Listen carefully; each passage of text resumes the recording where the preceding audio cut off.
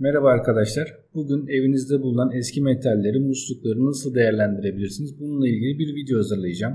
Hobi işleriyle uğraşıyorsanız bu video sizin için çok faydalı olabilir. O yüzden videoyu sonuna kadar izlemenizi tavsiye ederim. Bu sarı renkteki metaller arkadaşlar yumuşak metal olduğu için evinizde kendinizin yapmış olduğu ocaklarda rahatlıkla eritebilirsiniz. Bunların yumuşak metal mi yoksa sert metal mi olduğunu anlamak da çok basittir arkadaşlar. Sadece bir mıknatıs yardımıyla bunu anlayabilirsiniz. Mıknatısın çektiği metaller sert metallerdir. Eğer mıknatıs çekmezse bu yumuşak metaldir ve evinizde rahatlıkla kullanabilirsiniz. Şimdi mıknatısla bütün parçalarımı kontrol ediyorum arkadaşlar. Bu parçalar görmüş olduğunuz gibi mıknatıs tutmuyor. Bakın bu parçayı mıknatıs tuttu. Bunda bir sıkıntı var. Yani bunda bir sert metal var. Bu sert metali ayırmamız gerekiyor arkadaşlar. Diğer parçaları tuttuğum zaman yere düşüyorlar ama bu düşmüyor. Çünkü üzerinde bir metal var. Sadece arkadaşlar bir tane sekman. Görmüş olduğunuz gibi bu sekman sert bir metal. O yüzden bu sekmanı ayıracağım.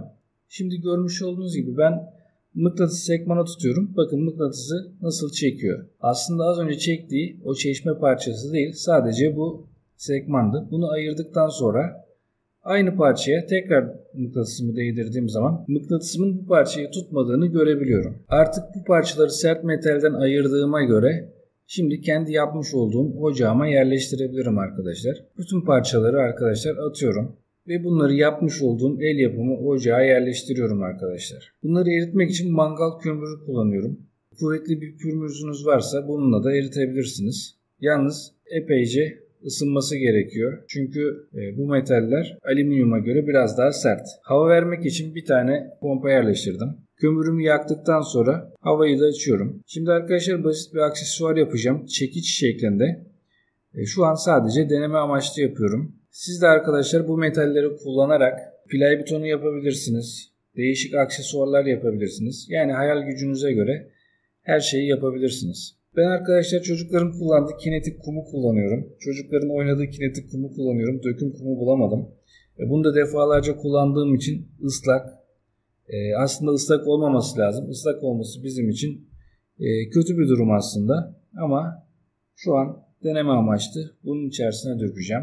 Metallerimiz eridi. Şimdi ocağımdan çıkartacağım. Gayet sıcak ve bunu yapmış olduğum kalıba dökeceğim arkadaşlar. Evet, kalıba döküyorum. Kalıba döktüğümde arkadaşlar görmüş olduğunuz gibi ortada bir fokurdama var. Bu fokurdama benim kumumun ıslak olduğundan kaynaklanıyor. Eğer kuru olsaydı böyle bir durumla karşılaşmayacaktık. Ama yine de denememiz başarılı sonuçlandı. Şimdi üzerine yine su döküyorum. Biraz aceleciyim. Normalde su dökmeyip kendi kendine soğumasını bekleseydim hem kumu da defalarca kullanabilirdim.